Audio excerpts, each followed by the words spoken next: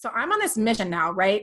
To like have these women not only feel fully supported on a physical level, but to like emotionally wrap their head around the fact that you will change and your baby needs who is on the other side of this pregnancy, because we're so addicted to the expectation of getting back to our body, you know, before baby, getting back to that person we used to be, going back to that old life, when like that old Becca who I used to long to be after having my kids, that's what was making me so sad. Like I was addicted to the expectation of being her again. And when was I going to get there?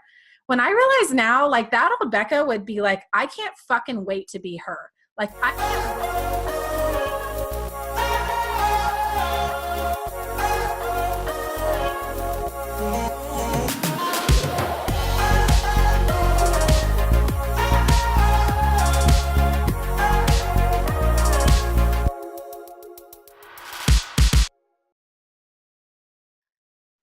Hey everyone, it's Taryn, the remote yogi, and I'm psyched to be joined with another one of my Spirit Junkie soul sisters. I was fortunate enough to have met Becca in the Spirit Junkie Masterclass Level 2 with Gabby Bernstein at Kripalu last October, and she was just one of those souls that I like instantly was like, yes, I need more of this in my life.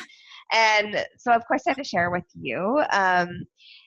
She's the creator of this amazing deck that's got birth affirmations for moms. She helps coach women through having like spiritual births and like going through all the chaos of coming into motherhood, which I have no knowledge about, so I need to bring her on for all of you moms.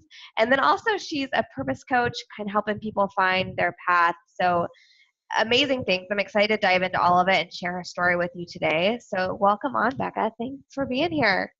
Thank you. You like, that intro was awesome.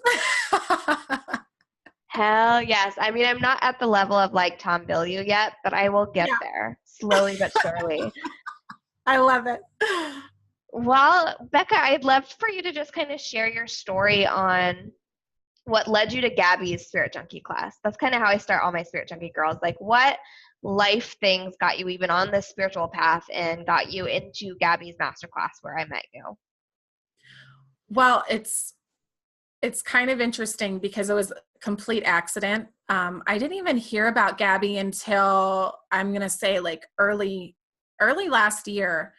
Oh, wow. But it was one of those really weird things. And I recently shared like the full story. And because I was called to like sit and reflect on it, because I'm like, I was just with her again at bestseller day at Kripalu a few weeks ago, working on my book. And when we were closing out of that day, I was literally taken back to like the first time I ever heard of Gabby. It was super weird. And I'm like, oh my God, that wasn't even a year ago.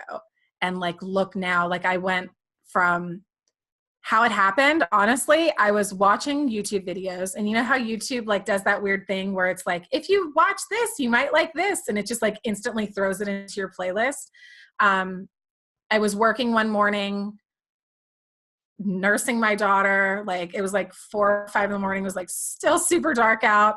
And I'm simultaneously working on something, listening to videos, working on something, listening to videos. Story of my life. Yeah. And it's just, you know, it was the only time that I could get to like focus on me. So every morning, you know, I would wake up early and I would like literally sit in the dark, could not see my keyboard, had a salt lamp on, had a fan on. And I was just kind of like back and forth between the windows. And without even knowing, like I didn't know it was Gabby, but I know that the video switched over, you know, to the next YouTube video. And my like salt lamp started to flicker. I'm like, okay, like, all right, buddy, like, what are you doing? You know? And then it started like flashing. And I'm like, okay. And I'm simultaneously like coming in and out of listening to Gabby, but also like focusing on whatever I was doing. So all of a sudden, like all my stuff shut off and my computer like froze. I switched back to the YouTube video. My internet was down, like the power like shut off in my house, right? So I like lost Wi-Fi, everything, but Gabby's video kept playing. So I'm like, well, I guess I have to sit and watch this.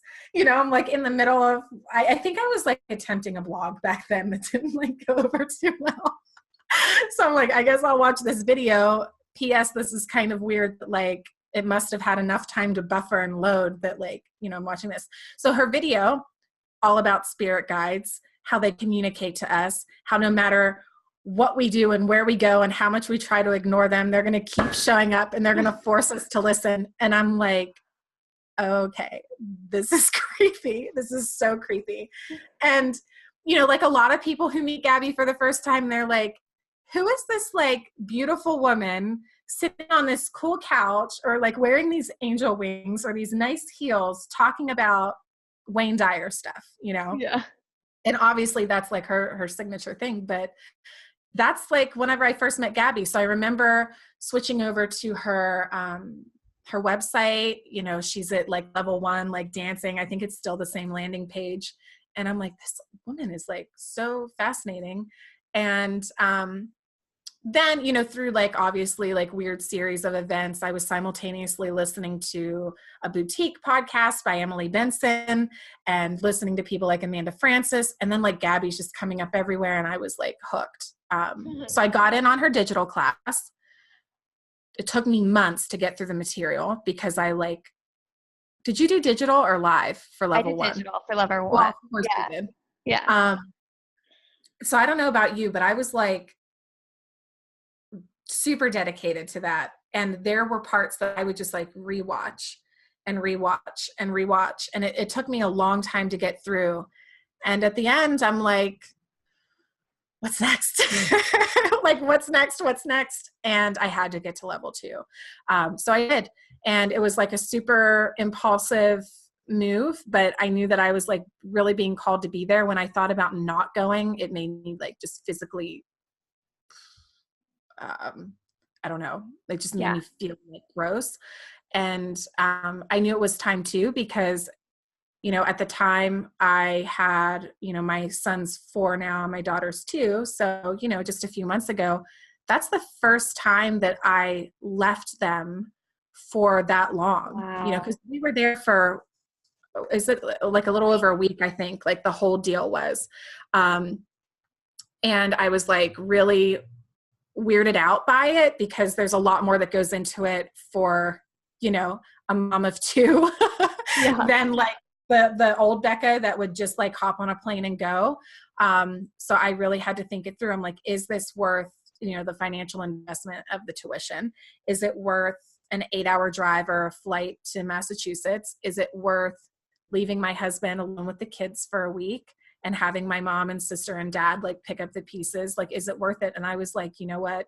If anything's worth it, like this is worth it. And I had no idea like where my expectation was for level 2 and who I was when I walked out of there. Like, you probably experienced something similar. I mean, we've talked about it, but completely freaking mind blown. Like the best thing that I've ever done for myself, hands down. So that's what got me there. But like the weird thing is that initial story with the salt lamp. And I'm telling you what, man, I'm like, spirit guides, I've heard of you guys before, but like, who are you really? And I've always been like woo-woo hippie shit. Yeah. I've always been like spiritual. I mean, we've talked about like being raised in the church and, our feelings about that and kind of what that's done to us as people and how it's gotten us to where we are. But, I never knew that there were like so many more of people like me, so I've kind of like been closet for a little while or just like practicing things on my own. And when I heard Gabby talk about it, like, so just like normally, I think that's what's like made her so successful. She can like walk into Google and like talk about it or walk into like, she talks about doing talks for like L'Oreal and stuff or whatever. And I'm like, how do you get to talk to people about spirituality? Because like I have a really hard time without people thinking I'm psychotic. Well, honestly, Becca, like that's what got me so interested in her as well, is because like to this day, I always tell people I'm like a practical spirituality person. Like if it's not practical and like relatable to my life, like don't bring that shit around me. Like I can't bring myself to like sit around and be like, for like a whole weekend unless it's going to like do something for me. Like, please break it down. What's actually happening? Like what's going on in my brain? Like all these different things. And I think she makes it really relatable. Yeah, like that's probably like what hooked me. And I was like, okay, first off, she's like talking about being a druggie. Like it's no big deal that she's now this changed person. And like, I relate to that. Like I have a history and like, I think we all do. Yeah. And so just being able to have a spiritual leader who was like, I've been really freaking flawed. Guess what? I'm still flawed. I still have 3 therapists. Like that was my favorite part of Spirit Junkie Master Class 2 is she's like up in front of the group, like this goddess. And she's like, I'm currently seeing 3 therapists because I'm still fucked up. But I'm like, okay, great. Somebody Yeah. is like relatable to me right now. That's so true. But for those who like don't have a clue like what Spirit Junkie like level 1 and 2 are, like what was like your take on like how would you explain these to somebody who asked? So Spirit Junkie level 1, and I think that we all have our own, takeaways, but for me, it was really just like diving in to content. Like I really wanted to learn. I really wanted to know that there were other people out there. I really wanted to share space with like industry leaders, like people like we were just talking, like Jay Shetty, people even like Gabby's editor, Katie, just I was turned on to so much shit that like I never knew. And it made it very tangible for me to take that and like put it into my life. Because like you have to understand prior to Gabby, like I was going through a lot, emotionally, physically, having this new baby, and to boot, it was like the second baby, and I'd like left my job, and I was feeling really lost. I was feeling really like, I know I'm meant for more. I know that I can do this. I know that like I'm going to end up somewhere like really fucking awesome. But like, when is this going to happen and where? Because I have no idea. I'm like feeling really defeated.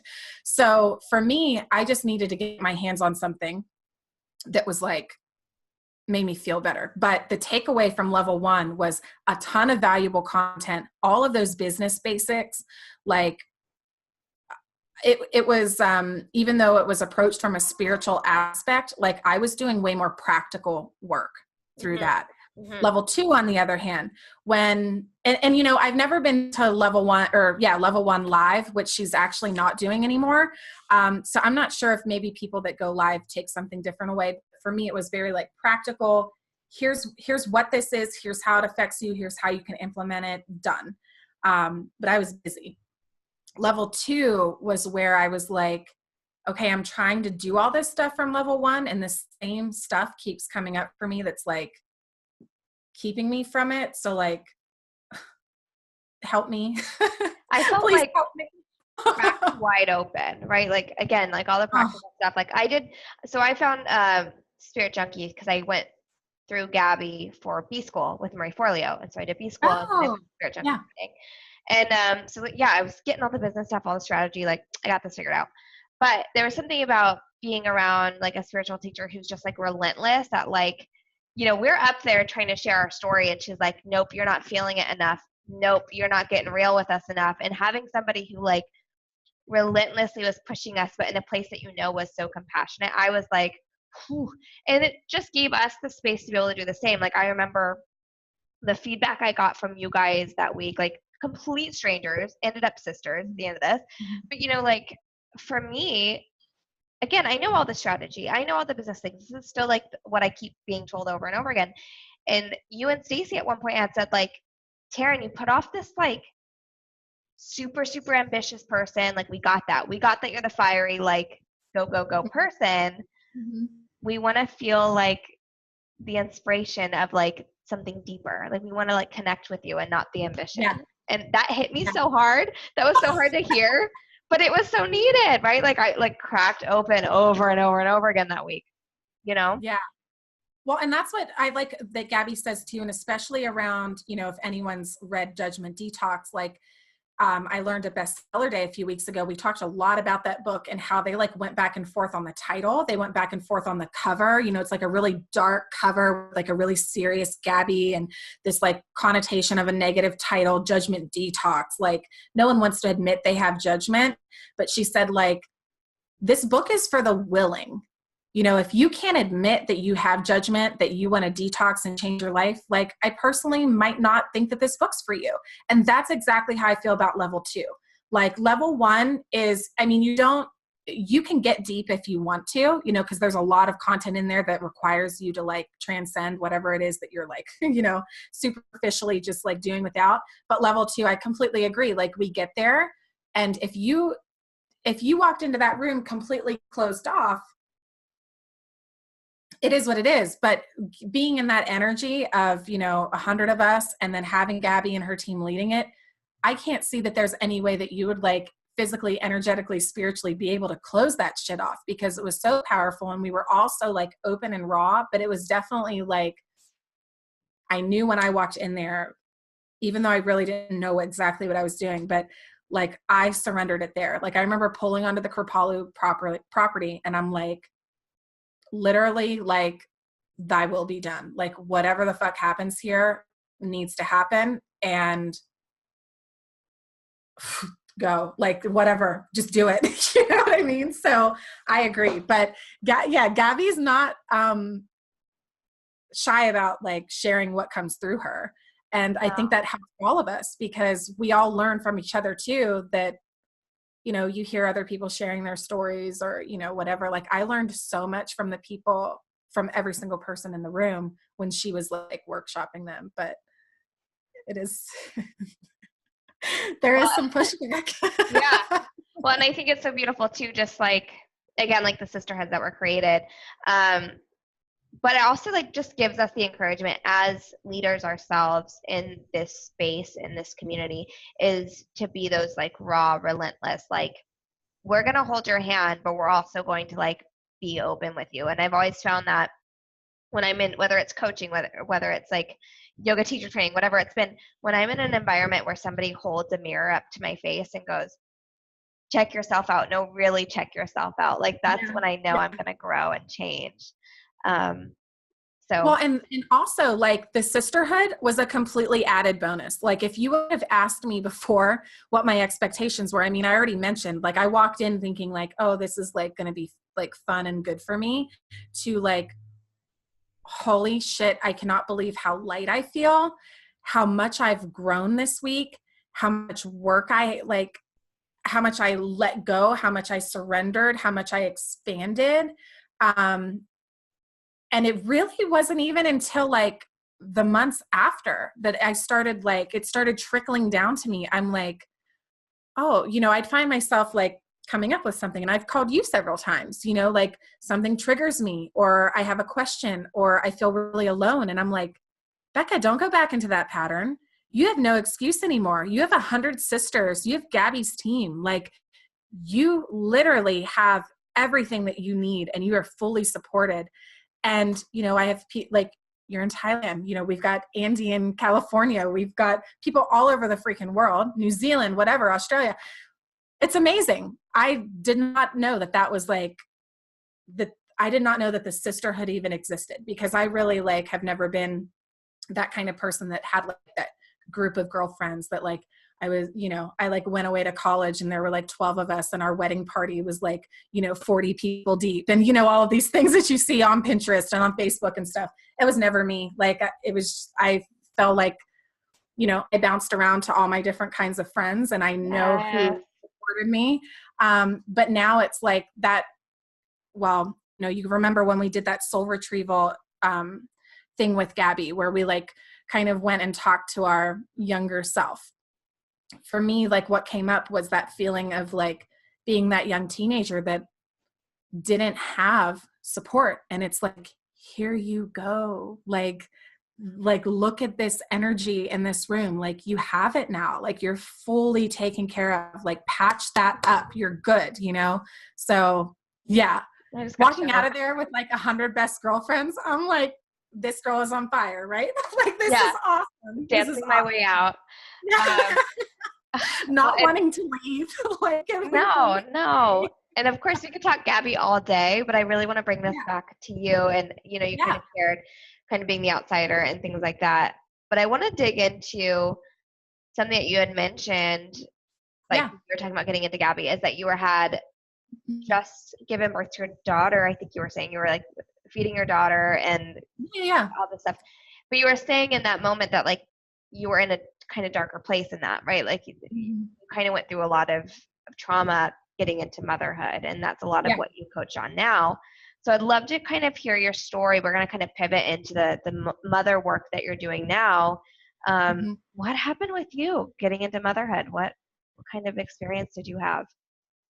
So I'm from Southwestern Pennsylvania, and a lot of what we have going on in the United States, period, is like not adequate care for mothers. Like, I just want to preface the conversation with that.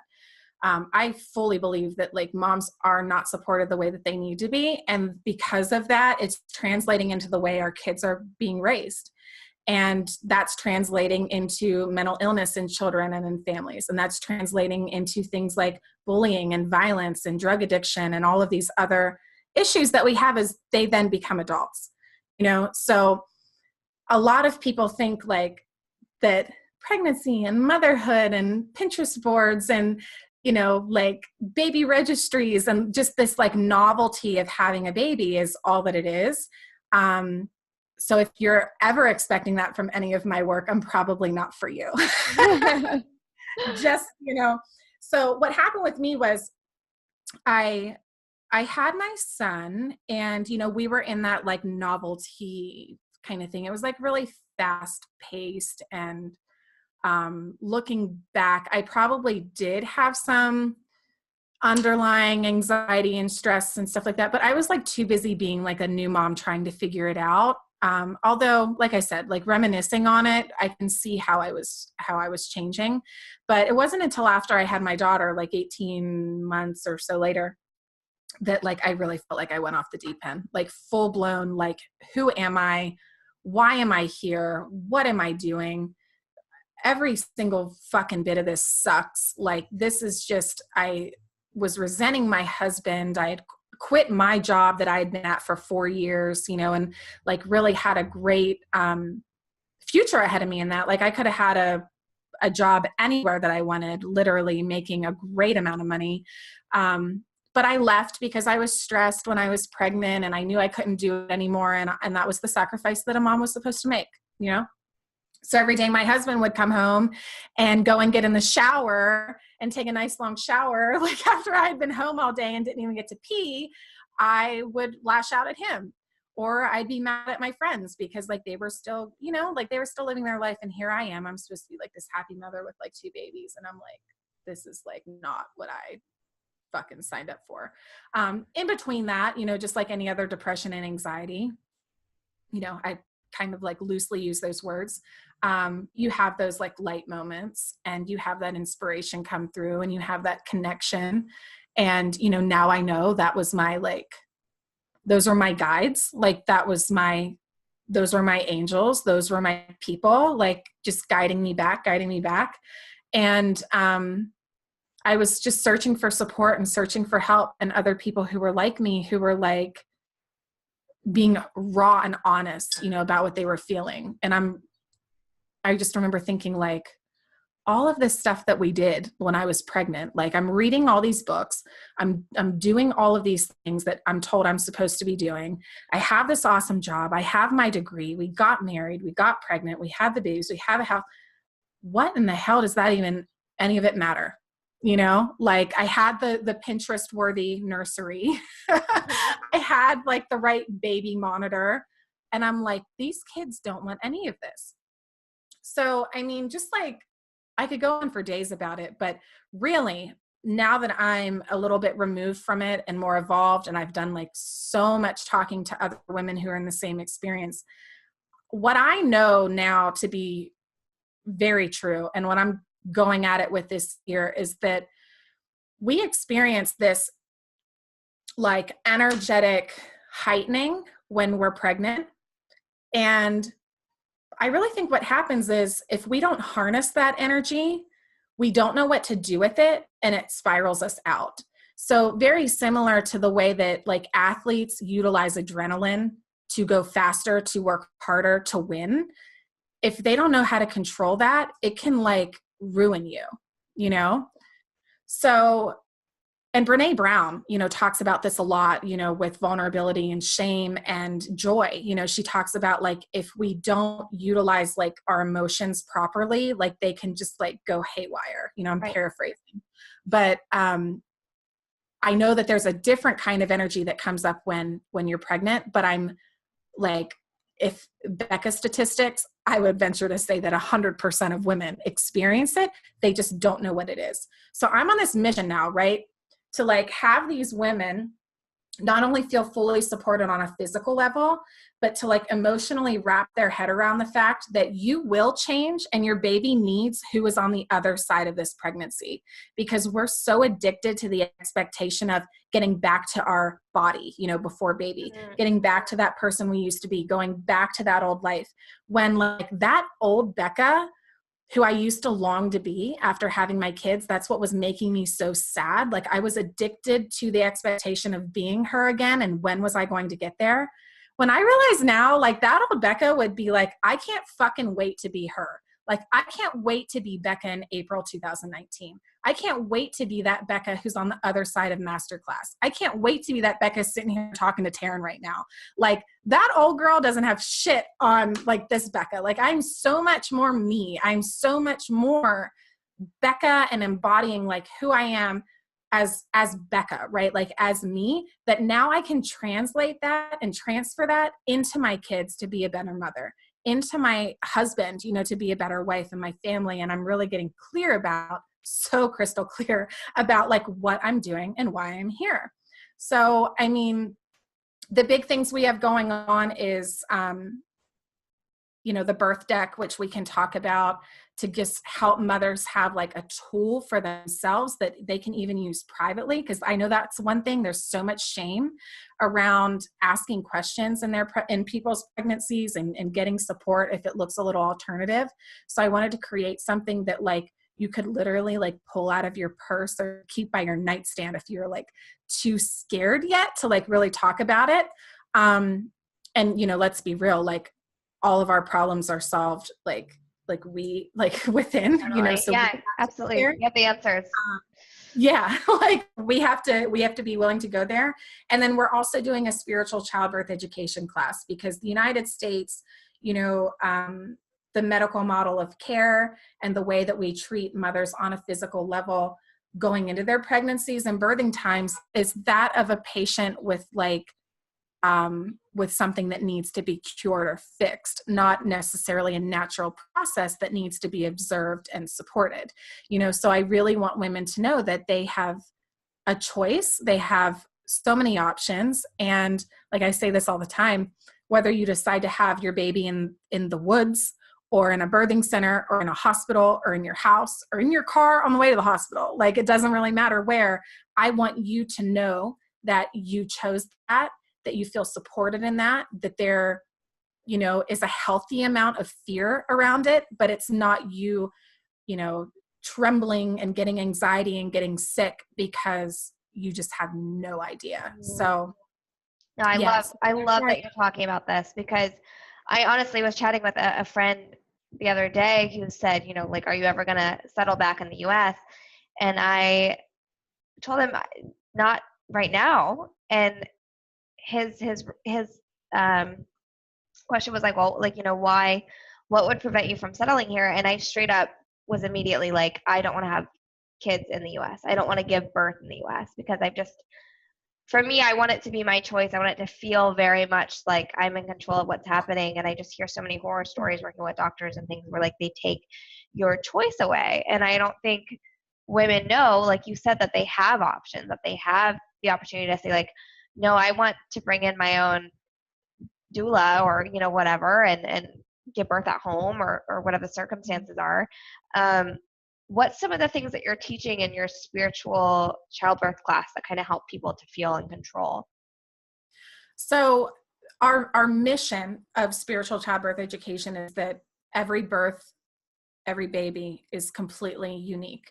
So, you know, one trend that we see in the US is that a mother is like basically labeled, you know, I'm obviously talking about somebody who's going on their second, third, fourth baby or whatever, but a mom is labeled based off of her last birth. And that's where we see a lot of trauma and issues come up is, you know, for example, if, well, not even to give examples, just saying no birth and baby's the same. No mother's the same, period. End of story. It's going to be different all the time. So the whole class is built off of Lamaze's healthy birth practices. So I am a Lamaze certified childbirth educator, and we're pulling from their curriculum because it's very fact-based. They've been around forever. Everybody knows Lamaze, but the beautiful thing is they've completely revamped over the past few years. So it's not that like old breathing technique that we all know from, movies and stuff. Yeah. It's very in depth, it's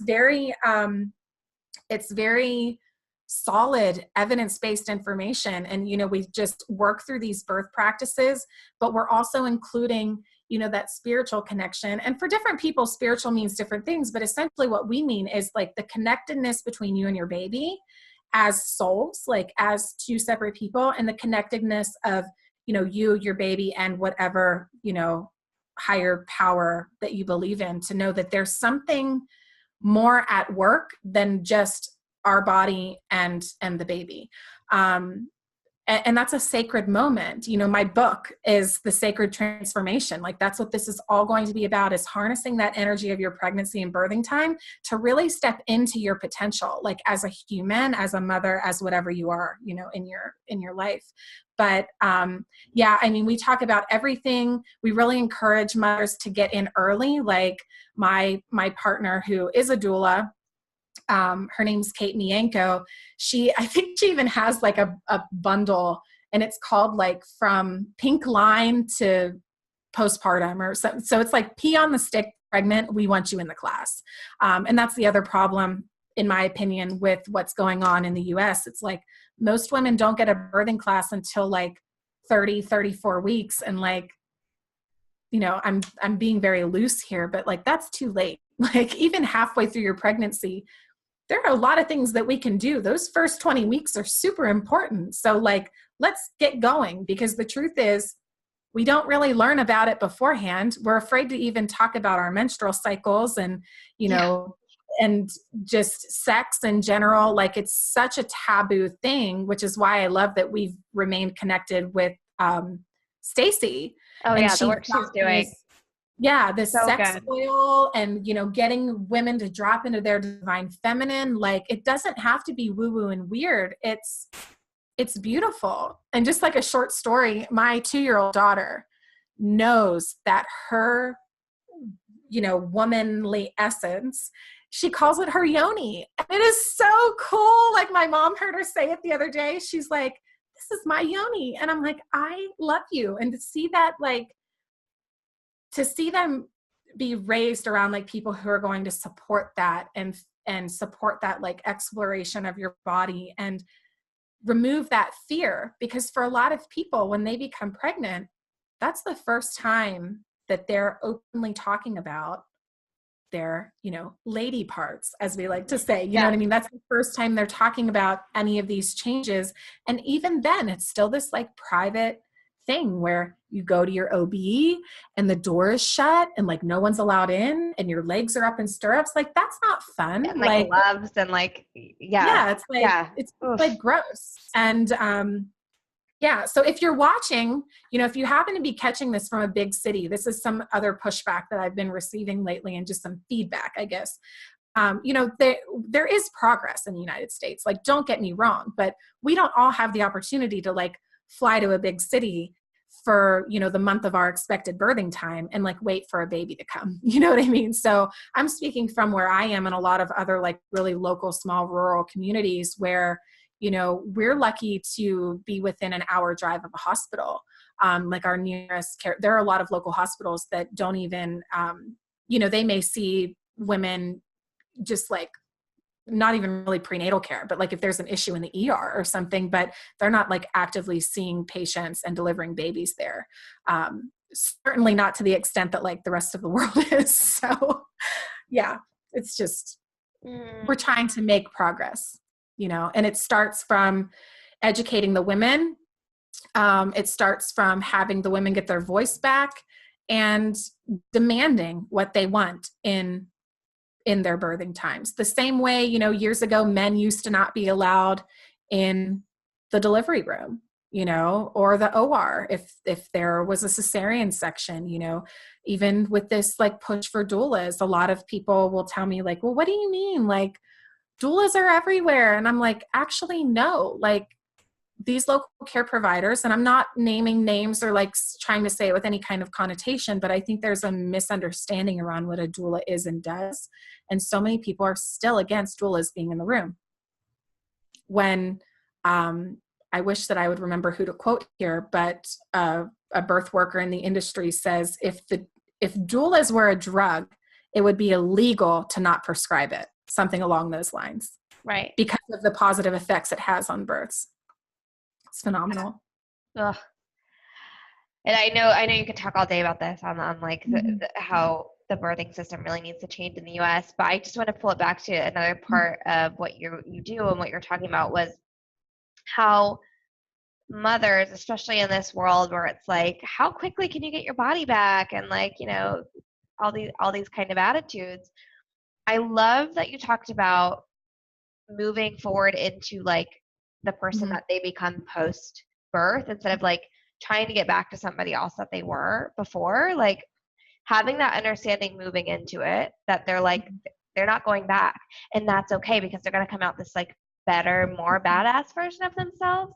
I think that that's a lesson that people really, really need to hear more of, whether it's in birth with like a child or like birthing like a business, product or project, service. like a service. Yeah, like I can't be the person I was before I launched my business. Thank God for that, because I had to like grow and do the right things to push this out, right? But I think, yeah, sorry, I'm like rambling, but I think that that's such a beautiful thing that you're doing for your clients. Well, and that's something too that's like taken me a while. Like I literally, that was my greatest gift from being at Kirkpauley the last time for bestseller day. I walked out of there very clear about my like overall mission, even though I've got these like subsets of what I'm doing to serve different people. But, you know, I experimented for a while after I had my son. I went and took a doula workshop, you know, because I was like, I really want to serve women in their birthing times. Took the doula workshop, attended a few births, and I realized like that wasn't for me, that it was almost like I was like too late in what I wanted to and how I wanted to serve women. So then I'm like, well, maybe I'll like play around with like childbirth education and see what I can find. So I went and took my state exam and, you know, became a Lamaze childbirth educator, got my hand on all that material. And I'm like, you know, even still, this isn't quite getting to what I want to do, you know? So after Masterclass in October, what was birthed there was my whole, realization that I have been coaching people and I want to continue doing that. And I'm helping people start their own businesses. So purposeandpotential.org was built. And then, you know, now I'm like I'm really excited because they're married, like they've become this thing that it is all inclusive. It's about harnessing that energy of your pregnancy to like catapult yourself into the rest of your life, where a lot of people who are, you know, along the same like lines as far as like motherhood and age and things like that. I see a lot of new mothers just kind of like waiting for their kids to be 18 so they can live again. And that's so not me and what I'm about. And I get people asking me, Becca, how do you do all this stuff with a 2-year-old and a 4-year-old? And how are you always going here and talking to this person doing that? And I'm like, well, several things. Like I'm exceptional with time management. I still only work 2 or 3 days a week. My mom's a freaking angel and watches my kids. But really what it comes down to is I'm crystal clear about knowing that if I don't fill my cup up, no, like I can't serve anybody or anything, not even my kids, you know? So it's just like, I don't know. It's really cool how it's like come to fruition, but it also takes time because again, like my son's going to be 4 in July and I was experiencing all of this when I was pregnant with him 5 years ago. So this is a journey. But I want to remove that waiting period for mothers and like you're saying, be like, look, you don't have to be that, like we're constantly evolving and moving forward.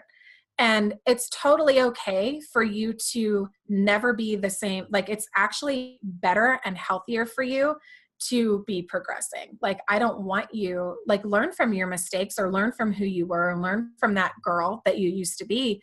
But like, you're not her anymore. And that's like really freaking awesome. Like, Yeah. it's perfect. So, And like bring it back to like the mom guilt stuff, like how you're able to do everything. It's again, you put self-care first. This is probably one of the biggest pushbacks I've got at like even when I was doing just yoga teaching before I started coaching people on self-love, self-care. You know, my mhm, moms would say like, I feel really bad coming to yoga twice a week because that's twice a week that my kids are going to the daycare at the gym and instead of me spending time with them. And I remind women over and over and over again. Do you want your daughter to grow up watching you sacrifice things over and over and over again so they grow up thinking that they should be sacrificing things over and over again? Or do you yep. want them to grow up watching you take care of yourself, Mhm, committing to yoga, committing to your self-care practice, committing to like looking yourself in the mirror and saying, I freaking love you? Do you want them to mhm, see that or do you want them to see like the stressed out you? And I mhm, think that that's so important to remember like as moms as well, like not just like I want to show up as the best mom today that I can be, but I want to show mhm. up as the example for my child who's going to become an adult. Like I think Yeah. that's a bigger perspective to look at. And I'm so glad that you brought that up because, um, you know, kids pick up everything. Like they are so sensitive to energy, whether you believe in it or not, like it's happening. And you're right. Like you can take them to the park and you can go to the zoo and the museum and color with them and watch movies and all of this stuff. But if you're secretly sitting there resenting it, or if you're huffing and puffing around the museum because you can't fucking believe you're there again, or if you're lashing out at your kids, like in between meeting with your friends that you're putting a good face on for, I've been there. Okay. Like I'm not saying that I'm mom of the year. Like I'm human and I'm going to be human until I die, so wrap your head around it.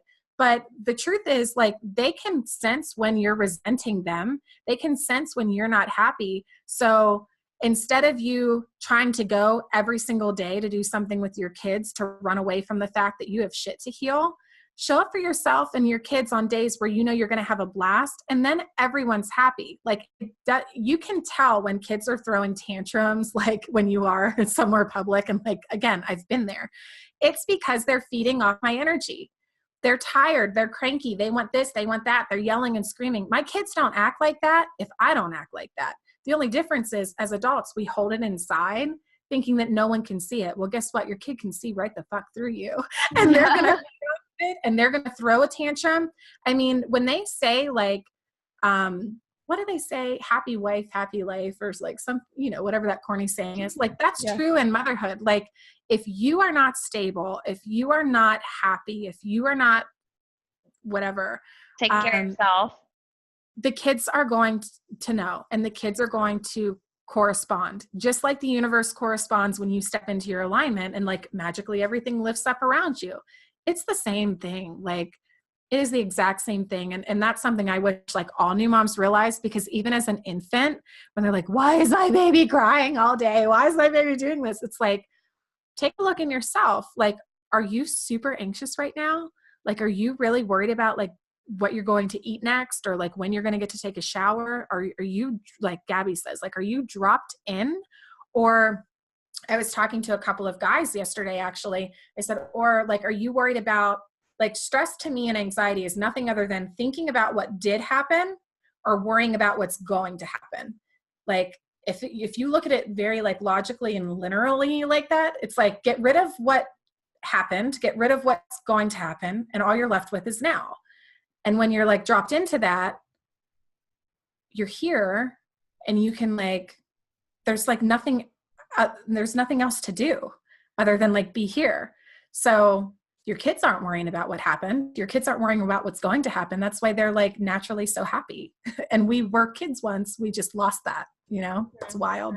What you learn when you like, they're my greatest gifts and greatest teachers, because without them, again, like that old Becca didn't have this, like didn't have these teachers. My daughter's older than me. Like when she was first born, Nate and I both looked at her and we're like, holy, like you are such an old soul.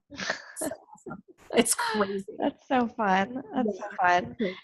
Do you happen to have your deck nearby? I do. I Yay! do. So for anyone who's expecting or has friends expecting or looking for the right like gift for your friend who's about to have birth, this deck is beautiful. I'd love for Becca to share a couple of them. It's like the little affirmations that you need as an expecting mother to know that like I'm in control. I've got this. Everything's okay.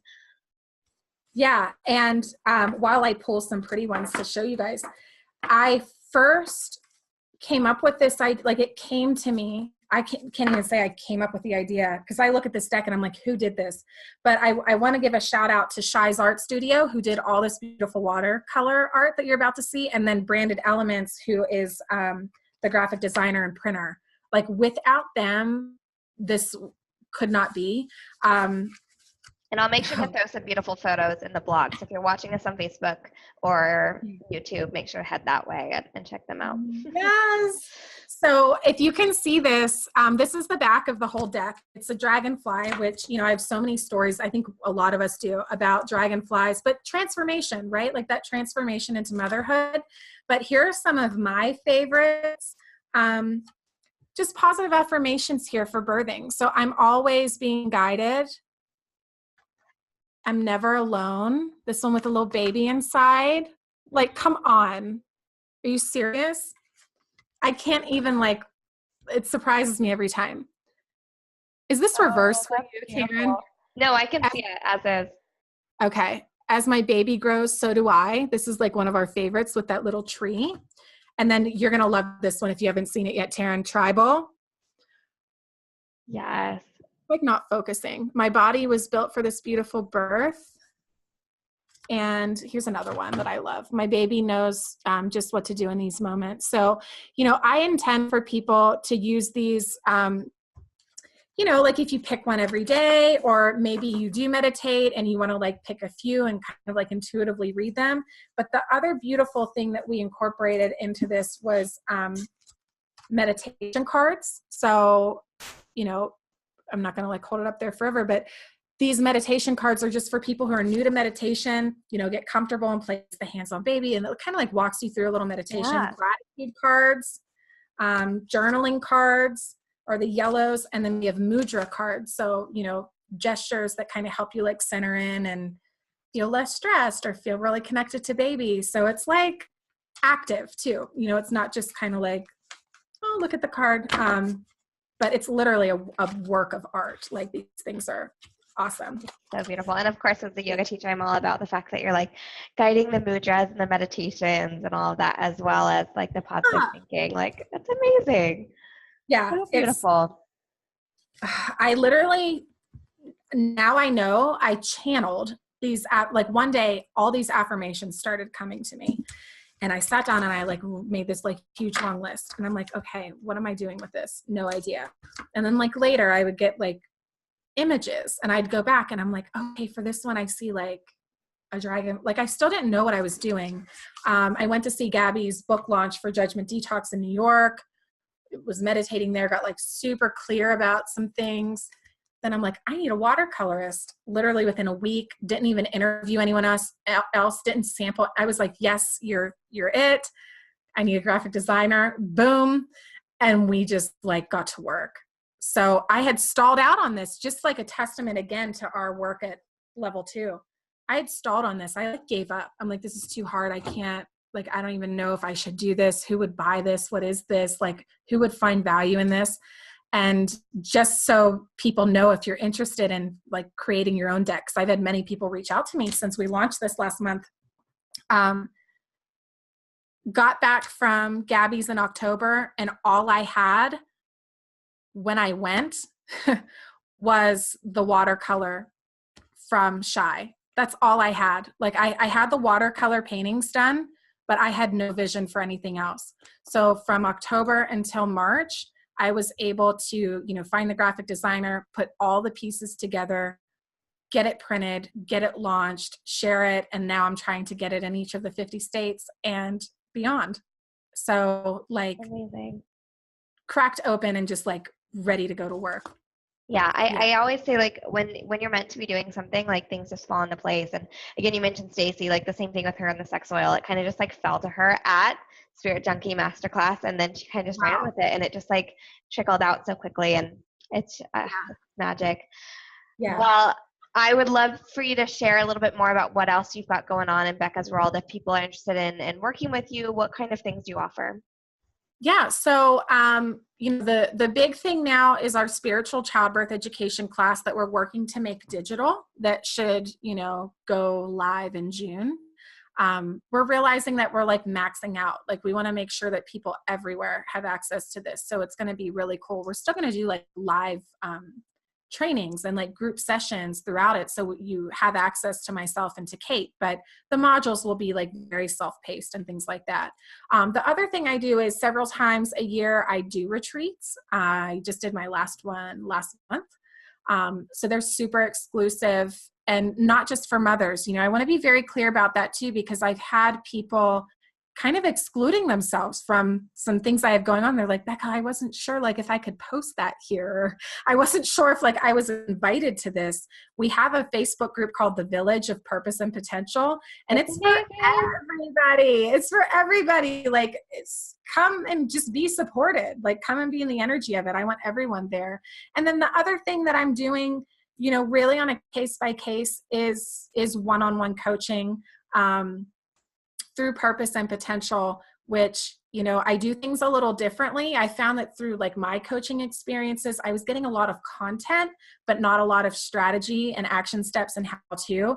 And like, I could totally like read every book, go through every class, and some of them, you learn from everybody, but I needed somebody to be like, look, here's what you need to do.